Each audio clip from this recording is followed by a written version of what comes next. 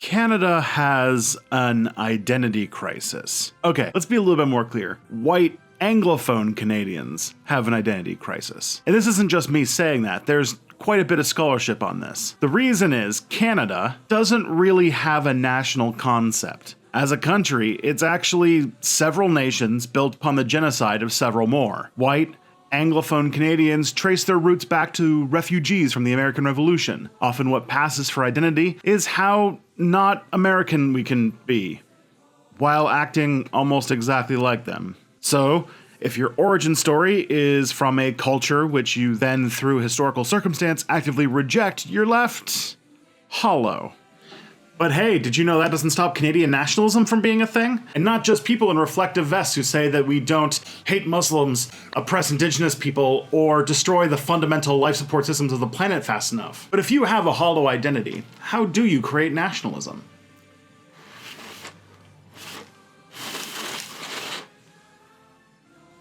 Well, that part's easy. We just make a really big deal out of an insignificant war we won.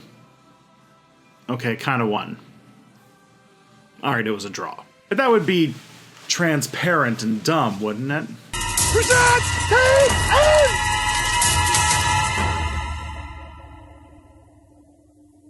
Fire! Learn more about the War of 1812. Visit 1812.gc.ca. Welcome to Step Back, where we use the past to understand today. I'm Tristan Johnson, and let's talk about the War of 1812. Who's ready to talk about a war that was extremely insignificant, but for some reason make a really big deal out of it?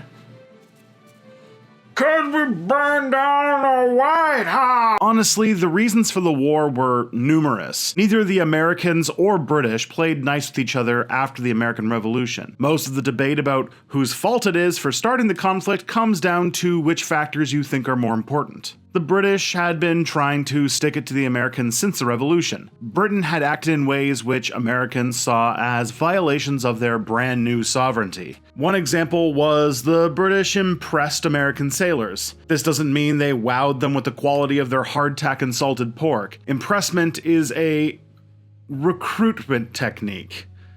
And by recruitment technique, I mean kidnapping sailors to serve in the Navy. Britain expanded its fleet in the war against Napoleon and turned to press gangs to man those ships. But this is just one of many nasty spats on the high seas. The American trade fleet increasing made the British nervous about competition. Worse, the Americans declared themselves neutral in the war with Napoleon. So yeah, British and American ships were clashing with each other all across the Atlantic. The British also made efforts to limit American expansion. One of many reasons why the American Revolution happened in the first place was anger over Britain restricting their ability to go into indigenous territory and steal their land. After the war, the British continued to arm their native allies in places like Ohio to curb American expansion. The British plan was to make an indigenous state in the area. But let's be honest, they were ready to abandon them pretty soon in the peace deal of the war anyway. This was the last chance for the indigenous people of the region to have hope of their own homeland, and yep,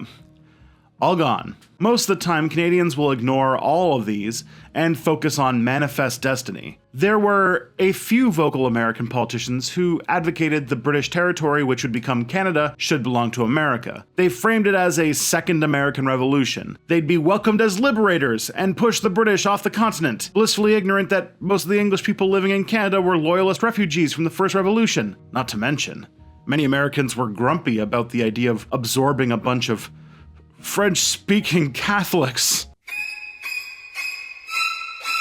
Because the British were so occupied with Napoleon, the Americans saw this moment as an opportunity to put them on the back foot before they could rally people over the Atlantic for a sideshow. Because yeah, the British were a massive empire. They could crush the Americans, and they would, with only a small fraction of their forces. So, the British and the Americans had themselves a little war. It was super cool with like cannons and muskets and stuff. There was a Laura Secord who I think smuggled chocolate into Quebec, and a war hero named Tecumseh, who led a scrappy army of indigenous soldiers against the Americans who tragically died in battle. You guys know the deal at this point, but if you're new to Step Back, you'll know that I'm not really a arrows and maps type of historian.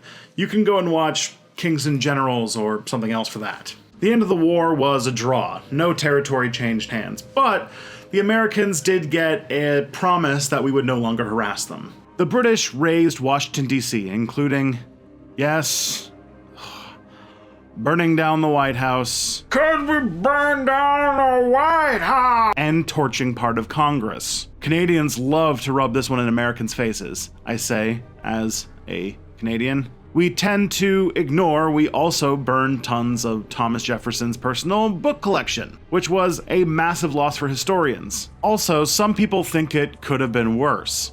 But, and I can't believe this is a thing, a tornado hit DC and wrecked a bunch of the city, forcing the British to leave. Now, what Americans remember of this war is a major British defeat called the Battle of New Orleans, which by the way was not that important of a battle in the scope of the war. It occurred after a truce was already signed, but the British fleet didn't get the orders since they were at sea. What it did do is make a war hero out of Andrew Jackson. He'd leveraged this to become president, and more or less found the Democratic Party. So, there's that.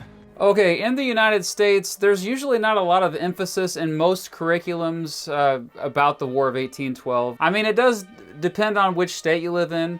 I live in Kansas, and so we don't focus much on it.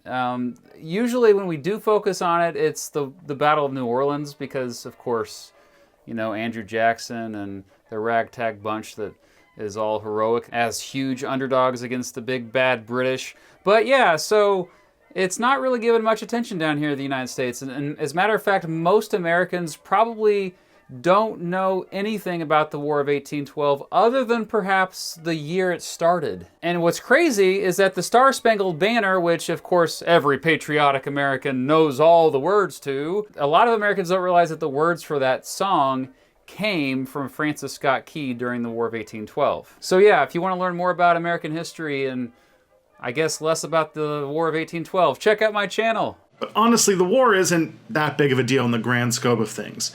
Americans barely teach it, and the British treat it like it's a small sideshow of the Napoleonic War.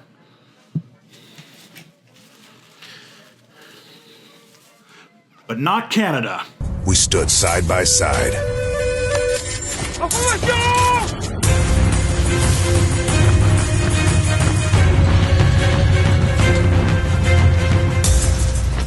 And won the fight for Canada. Canada makes a huge deal about this 2-year war. We have reenactments, tourist attractions, and names on high schools. The absurdity hit fever pitch when the bicentennial went down back in 2012. It went down with maybe Canada's most right-wing prime minister, Stephen Harper. So this tiny war in which no territory changed hands and neither belligerent really teaches turned into this. 200 years ago, the United States invaded our territory.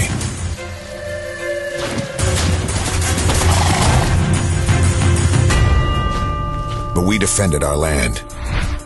Oh yes, the Harper government tried to reinterpret Canadian identity behind 19th century nostalgia, British loyalism, and of course, no small part, military jingoism, which makes perfect sense in a country that is well known for its peacekeeping efforts and in which more than 1 in 5 of its citizens are foreign-born.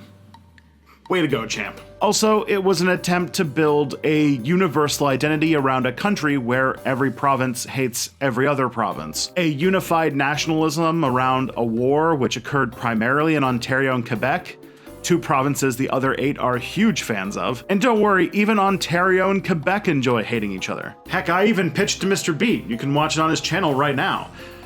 Go and just take in the blood feud going on in the comments. I warned you, Mr. Beat. I warned you.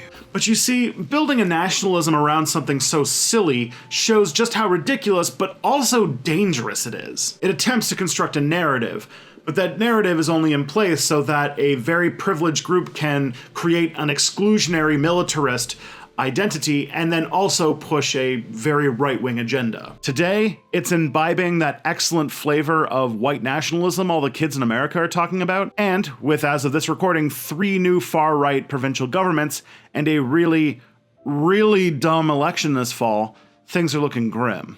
Nationalism is a consuming ideology which uses oppression and even genocide to make an exclusionary identity that leaves a lot of people out. It suppresses individuality. Canada often sold itself on its multiculturalism, And it seems people are ditching that. Nationalism is festering in Canada and around the world, and it has already led to some pretty scary stuff.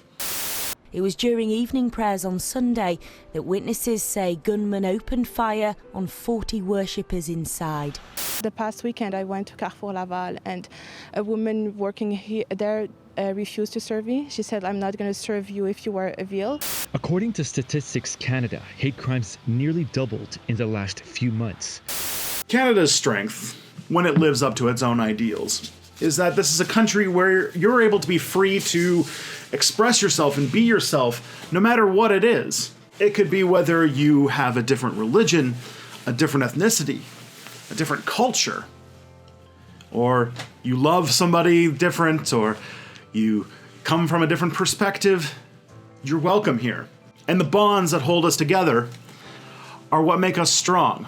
We could create an identity around that. And in the face of an increasingly dark world, wouldn't it be kind of nice? Or, we could obsess over some war, I guess. Hey, if you want to help me make these videos better and help with the rent and food and stuff, patreon.com/stepbackhistory. I am pushing towards being able to do this full time, which means more and better videos for you, so that's cool.